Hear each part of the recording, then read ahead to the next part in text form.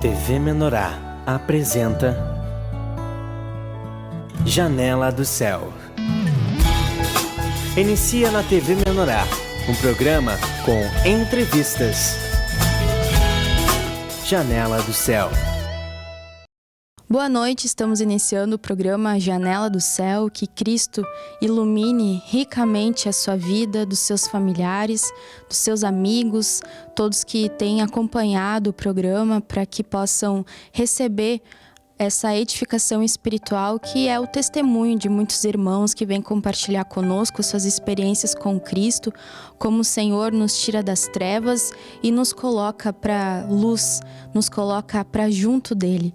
E é uma grande alegria nós podermos ver essa obra de transformação do nosso coração.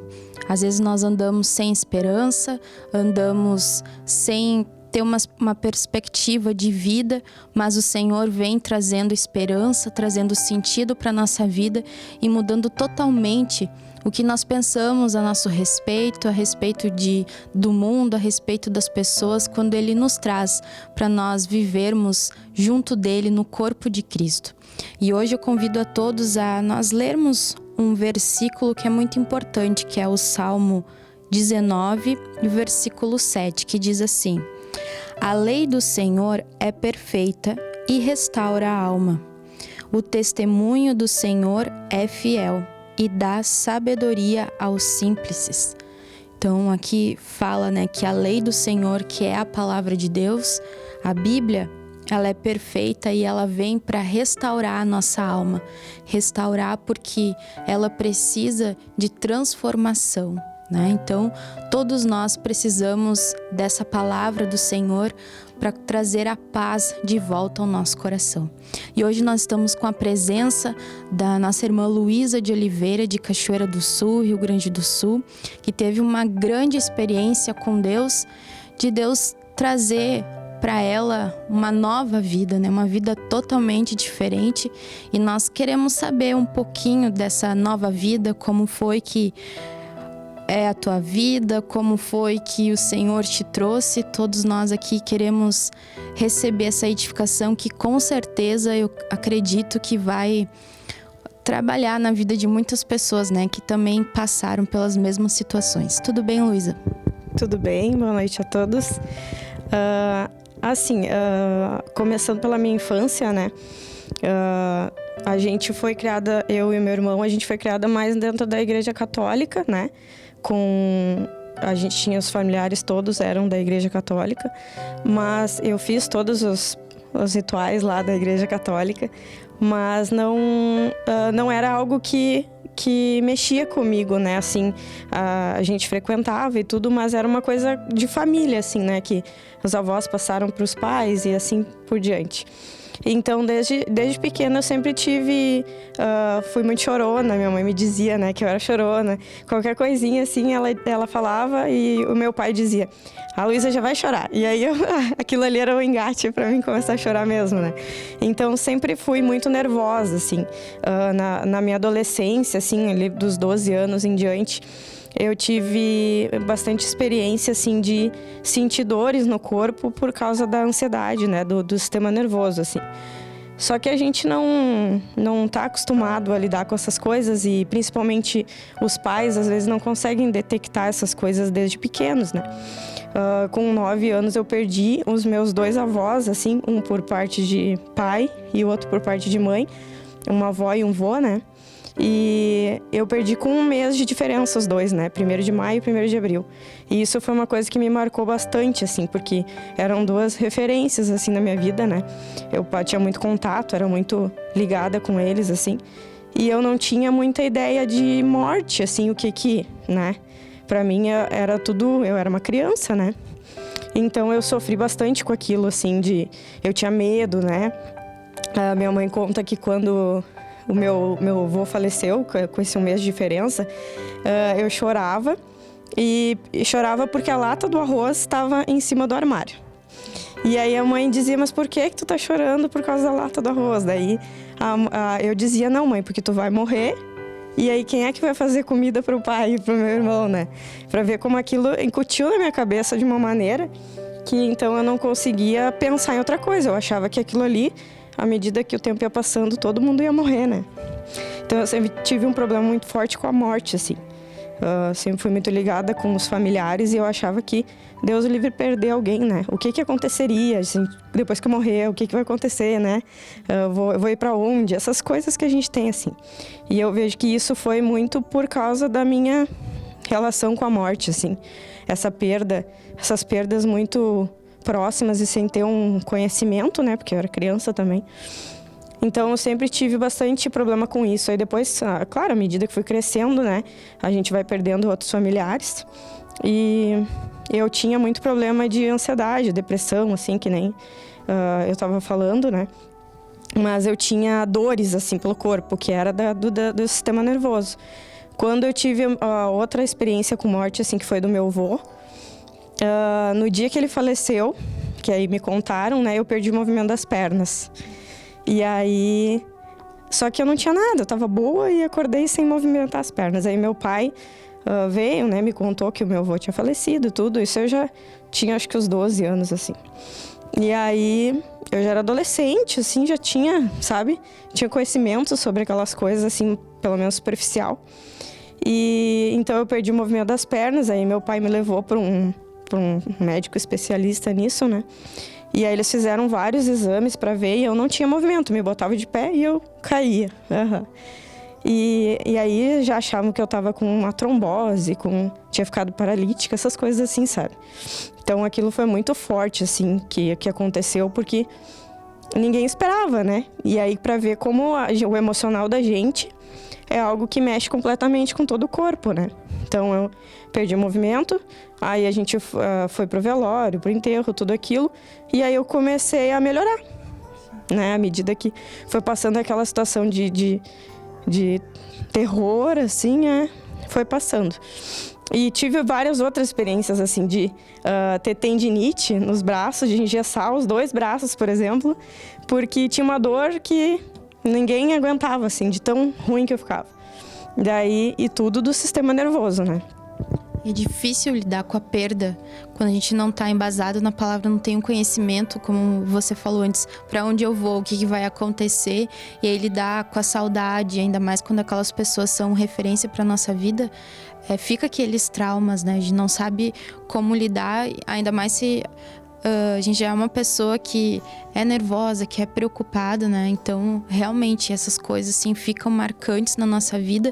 E por isso que Cristo vem, né? Em nome de Jesus. E a gente, na verdade, assim, a gente vê como, no caso dos meus pais, né? Eles não tinham essa realidade de que era algo, né? Psicológico, ou algo emocional, ou até espiritual mesmo, né? Porque é diferente, né? A busca, assim, é diferente. E eu vi, assim, que, na verdade, ninguém tinha culpa, mas era, na verdade, uma falta de um conhecimento, né? Da gente não saber. Então, eles acabavam ficando sempre naquela... Aí, eu comecei a procurar médicos e tudo. Aí, comecei a tomar antidepressivo desde muito novinha, né? Sempre tomei bastante. E sempre naquelas sensações, assim, né? Depois, quando eu tava adolescente, eu tive um período que eu me cortava, que era uma maneira de colocar minha dor, né, naquela... passar minha dor para outro lugar, né, que daí a gente sente o físico. Então isso aí também me marcou bastante, eu era muito... qualquer coisinha eu chorava, né, sempre fui muito com o emocional muito abalado. E aí eu me formei no colégio, né, e comecei a fazer cursinhos para passar no vestibular e tudo, aí fui morar fora de casa, né, em Santa Maria primeiro, e aí começou as experiências, assim, né? Porque daí fica longe da família, né? Aquele contato todo e tudo. E aí depois eu fui fazer faculdade em Santa Cruz, né? E aí é ali que começou as minhas experiências mais fortes, assim, que eu tive, né?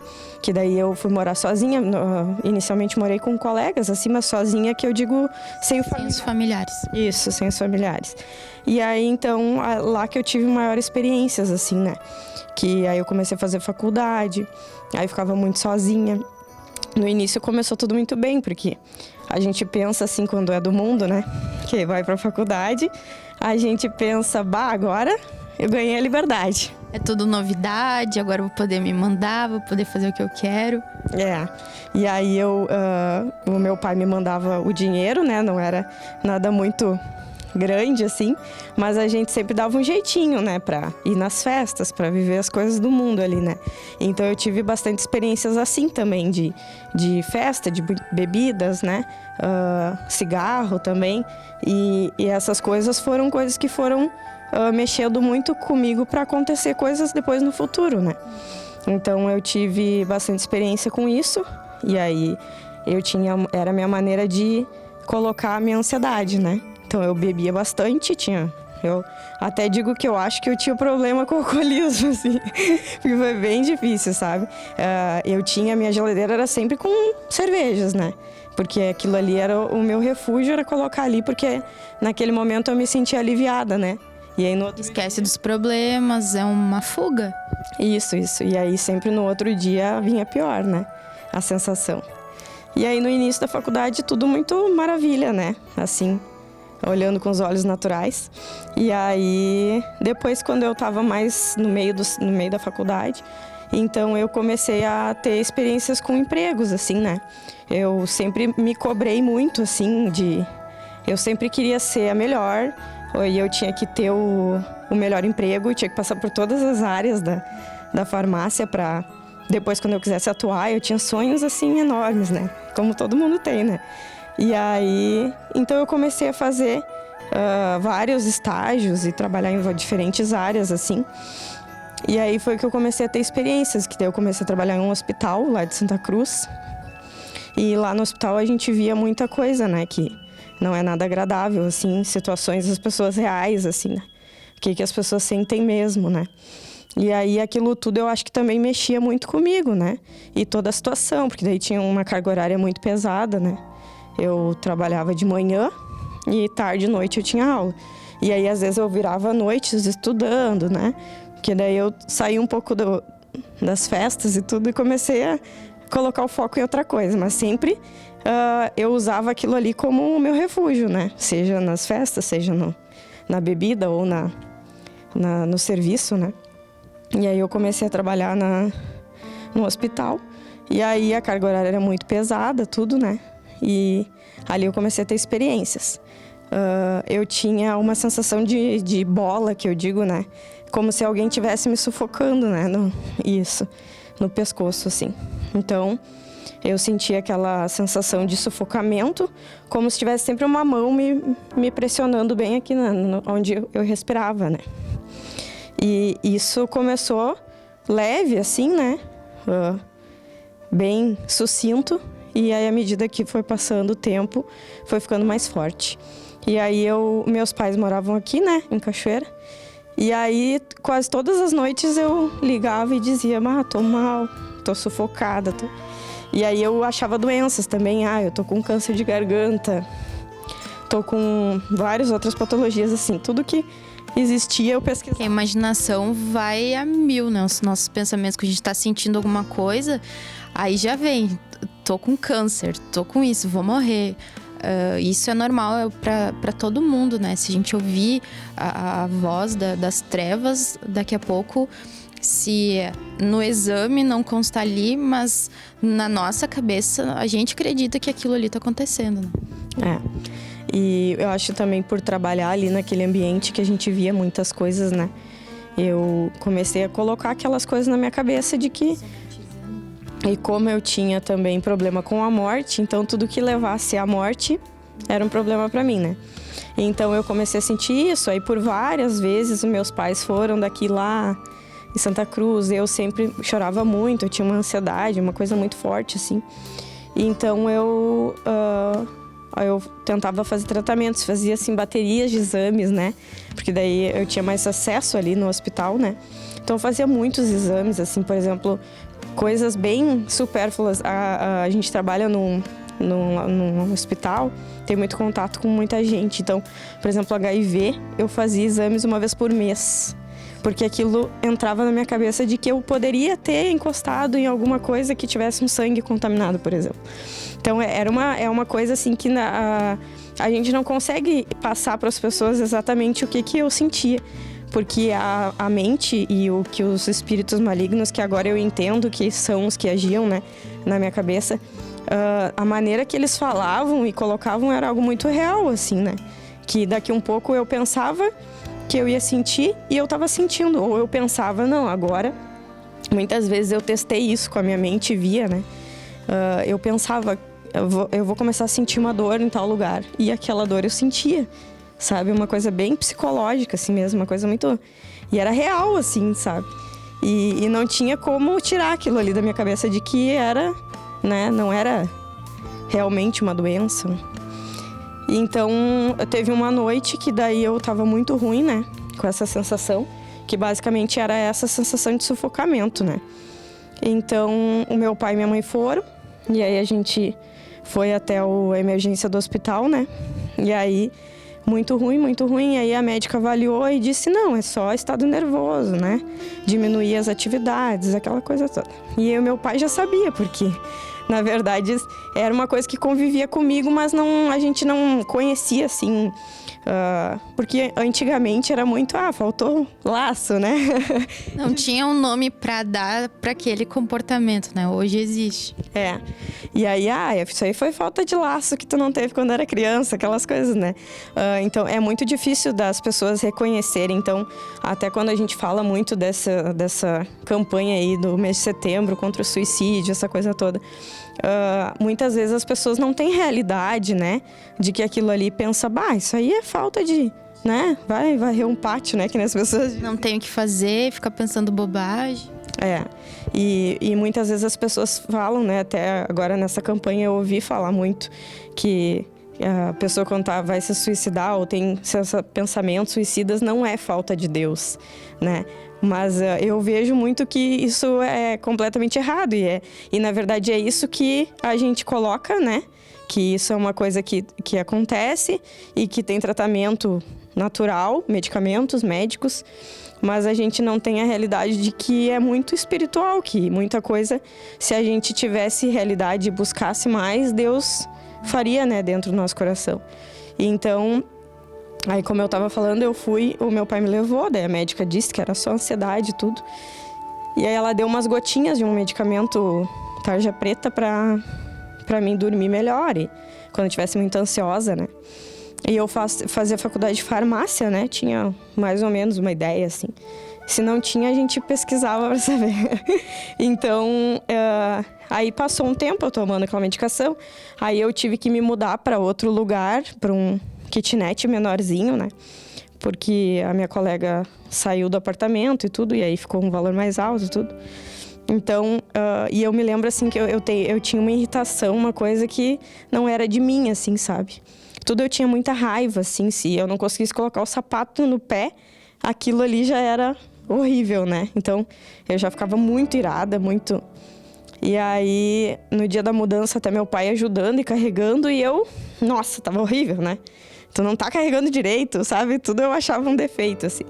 E aí, eu fui morar num kitnet, assim, era 2 peças. E aí, aquilo ali, eu já tava, assim, super depressiva, né? E aí, eles me deixaram lá e voltaram pra Cachoeira, né? E aí, eu morando lá nesse kitnet, aí o meu pai colocou uma TV lá, cabo, pra me olhar canais, pra ver se me tirava a ansiedade, pra ver se eu melhorava. Então, eles fizeram várias coisas pra ver se me ajudavam, né? Que é a maneira que eles achavam realmente que eles conheciam era esse jeito, né? E aí, num final de semana, porque daí eu passava muito tempo lá por causa do serviço e tudo. E aí, num final de semana, eu morando nesse kitnet pequenininho ali, chovendo, me lembro, assim, como se fosse hoje. E aí, eu comecei a me sentir mal, né? E aquela ansiedade, aqueles pensamentos.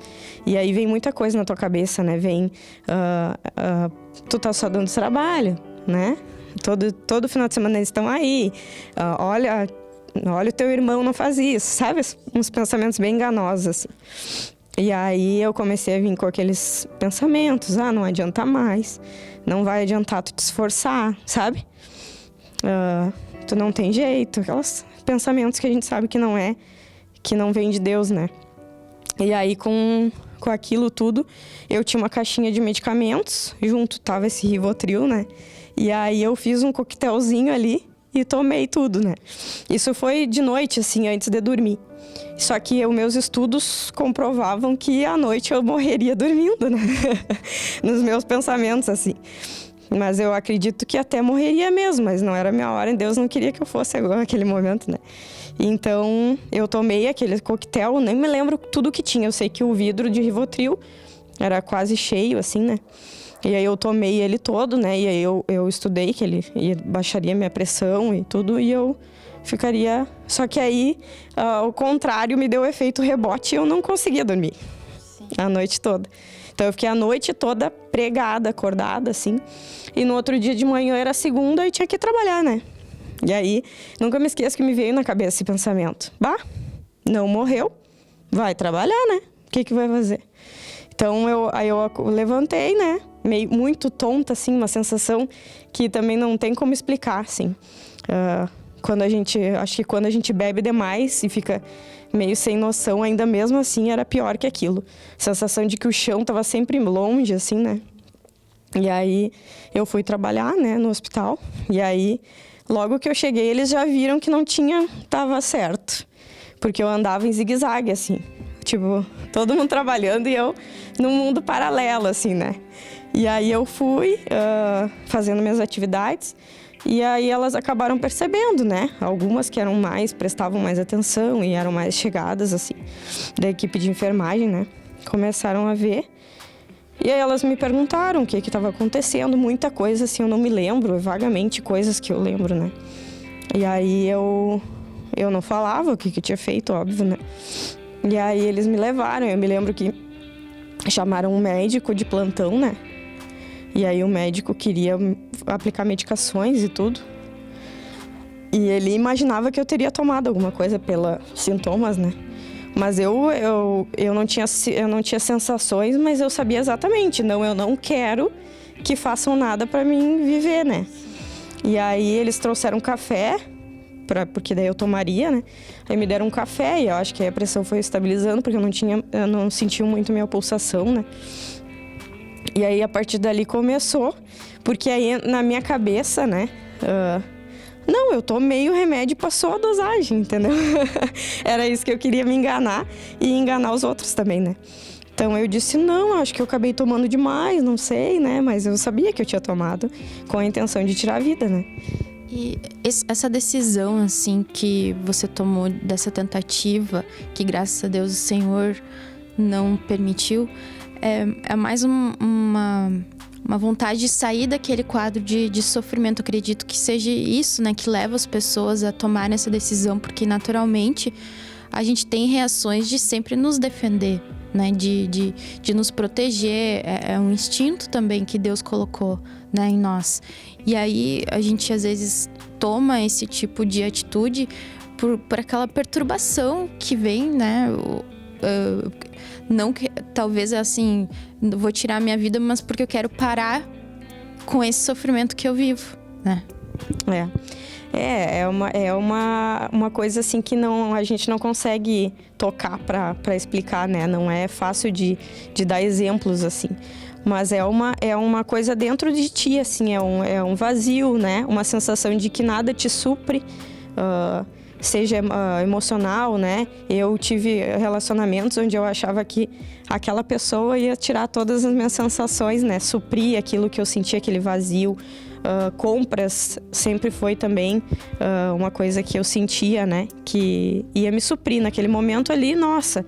Tudo que eu comprasse, se eu comprar esse calçado, amanhã eu vou estar bonita e eu vou estar bem, entendeu?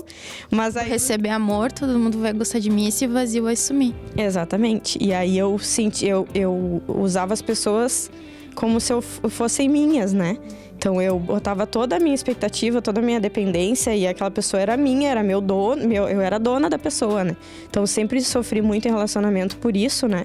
E então era muito difícil, eu sempre pensava, nunca vou ter um relacionamento, né? Assim, quando tive relacionamentos foram bem duradouros e tudo, mas sempre muito turbulento, assim, né? Eu que sabia, eu que mandava e aquela pessoa ia resolver meus problemas. Então sempre foi bem complicado, assim. E a sensação, na verdade, de tirar a vida, assim, não tem como explicar, né? Porque agora eu penso, assim, eu nunca faria isso, né? Mas, na verdade, é um momento que tu é tomada por pensamentos e por coisas que não são, né, de Deus. Eu vejo bem direitinho, assim, como muitas vezes o diabo falava na minha cabeça, né? Não adianta tu tentar, né? Tu já tá tomando medicação e não adianta, isso não adianta. Tu tá só incomodando. Os teus pais estão sempre maus por causa de ti, né? Aquela coisa toda. Então eu vejo, a sensação é de vazio, a sensação é de que não tem outra saída, nenhuma saída.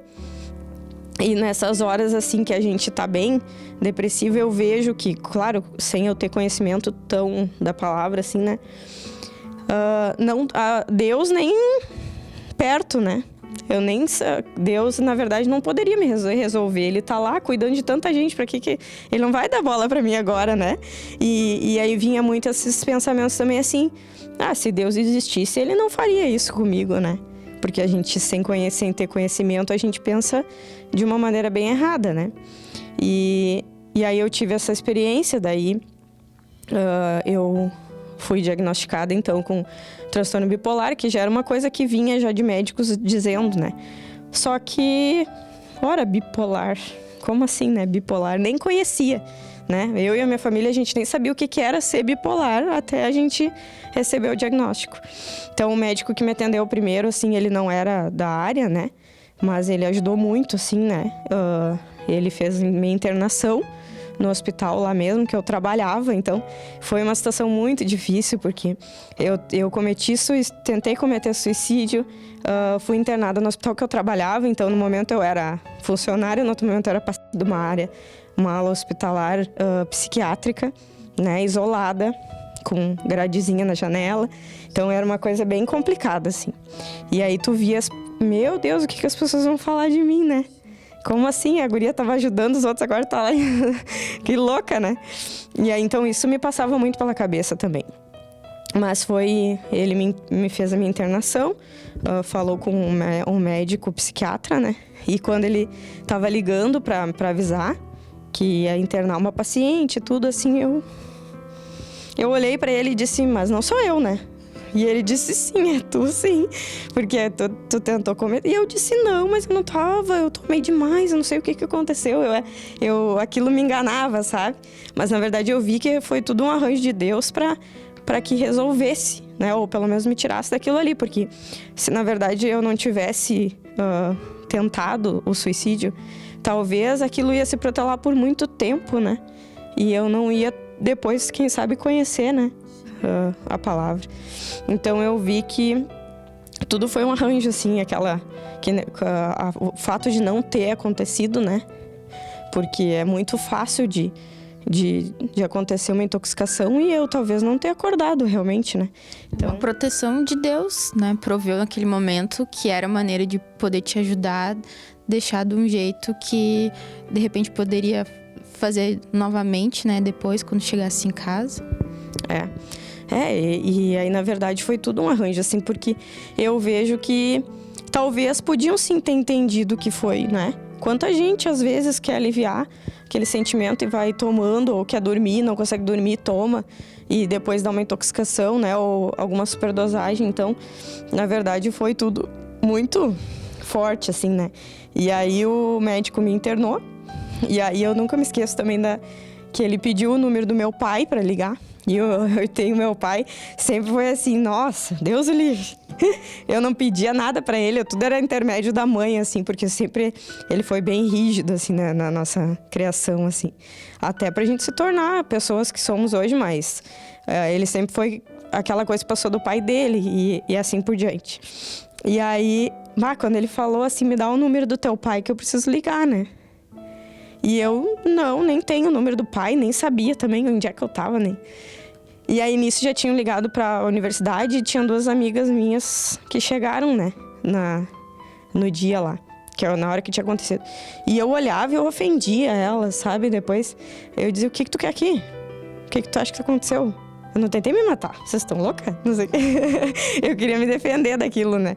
E aí eu tentava sair da sala e era uma coisa bem conturbada, assim. Depois eu fiquei pensando, imagina o quê? Agora eu acho que eu teria vergonha de entrar lá no hospital se eles me reconhecessem, né? Então, aí eu sei que foi assim, ele pegou o número no meu celular do pai e ele ligou assim perto de mim, né? E falou, Fábio, né, tudo. Tua filha tentou cometer suicídio e tudo. E eu imaginando o baque do meu pai. E eu imaginava meu pai vindo e dizendo, mas eu vou encher essa guria de laço. Daquilo tudo que vinha na minha cabeça do que aconteceria, né? E aí eu fui pro quarto, né? E me lembro muito pouco, porque eu, por estar sobre os medicamentos, né? Eu dormi muito tempo, assim, depois. Porque eram medicamentos para dormir. E aí, quando eu acordei, eu tava no quarto e eles já estavam lá, né? E aí, é aquela função, né? Todo mundo chora. Mas o meu pai disse que ele vinha o caminho todo chorando, a minha mãe conta, né? E é uma coisa que a gente não vê, né? O meu pai, Deus o livre, ele chorar assim na frente da gente, ele nunca... E aí era uma coisa que eu sempre imaginava, né? Depois que passou, sempre que a mãe dizia, o teu pai foi da Cachoeira Santa Cruz chorando. Eu imaginava a cena dele chorando, né? Pra ver como aquilo foi forte, né? Pra ele. E a minha mãe disse que ela vinha nervosa, mas ela tinha o sentimento de que não tinha acontecido nada. Porque eles achavam que talvez eu não tava viva, né? Falaram que eu tentei cometer, não sabiam se tinha acontecido certo ou não, né? Então eles vinham, não sabiam se vinham pra ficar, se vinham pra levar o corpo, né? Aquela coisa, ela diz sempre que era uma coisa muito... que ela nunca tinha vivido aquilo. Então acho que também pra eles foi uma experiência muito forte, né? E aí, quando eles chegaram, daí a primeira reação minha foi, pai, não foi assim como tu pensou. Mas aí ele já sabia, né? Daí ele me abraçou e falou que tudo ia passar, que eles iam resolver e tudo, né? Daí o médico veio e começou a fazer dar medicações para tentar equilibrar o quadro, né? Porque daí, na verdade, ali eu declinei de uma maneira que, né, eu tava muito... mal eu abri os olhos para enxergar, eu não tinha muita consciência, né? E aí eles começaram com medicações, eu fiquei 10 dias internada e nada, nenhum, acho que eu devo ter tomado mais de 10 tipos de medicamento diferente, nenhum me estabilizava. Eu dizia pro meu pai, a minha mãe ficou lá e o pai vinha para trabalhar, e eu dizia para ele, pai, não tenho o que fazer, né? Eu me lembro assim, bem direitinho, não tenho o que fazer, pai, não tem solução, né? É o fim, aqui é o fim. E ele dizia, não, mas eu vou até os Estados Unidos, ele dizia, buscar uma cura para ti, ele dizia, né? Mas ele não... ele teve até percepções, né? Ele até chamou uma pessoa de uma igreja local lá de Santa Cruz, que era conhecido dele, que era um pastor, né? Para o pastor vir orar com nós, me deu um livrinho e tudo. E aí... Mas eu, né, porque na verdade, naquele momento ali eu tava tomada por coisas que, né, porque fui tomada mesmo, assim, porque eu tinha ódio das enfermeiras, eu tentava bater nas enfermeiras, e a mãe dizia que parecia que eu tava, né, endemoniada. Agora, eu sei que eu tava mesmo, né, mas naquela época, assim, e o médico sempre dizia, né, porque o médico não acredita muito nessa parte espiritual. Então, os médicos sempre diziam, não traz padre para exorcizar ou sei lá o que a gente... Porque é assim mesmo, parece que tá tomado por alguma coisa, ele dizia para minha mãe, né? E aí meu pai trouxe o moço lá, ele fez oração e eu, né, dava risada da cara dele. E fui bem agressiva, assim, eu imaginava como umas coisas bobas, assim, mas que eu acho que é sempre válido de falar. Quando eles botavam uma mesinha para mim comer na cama, eu imaginava eu pegando a mesinha e dando na minha mãe até ver ela sair sangue, sabe? Eu tinha uma coisa, assim, muito forte. E eu tenho certeza que eu tava, né, tomada por uma coisa muito ruim naquele momento ali. E aí, à medida que eu fui ficando internada, nada melhorava, e é aquele desespero, né? Não vai melhorar, não vai melhorar. E aí, no último dia ali, eles entraram com uma medicação que me estabilizou. Daí, eu não desmaiava mais, eu acordava, assim, e conseguia conversar normal, né? Mas foram 10 dias, assim, bem atormentado. Nós precisamos de Jesus na nossa vida, né? Porque ninguém tá livre dessas coisas acontecerem conosco, porque todos nós somos feitos da mesma maneira, né? Deus nos fez todos iguais, então nós precisamos muito da graça do Senhor para nos libertar de todas essas doenças da alma.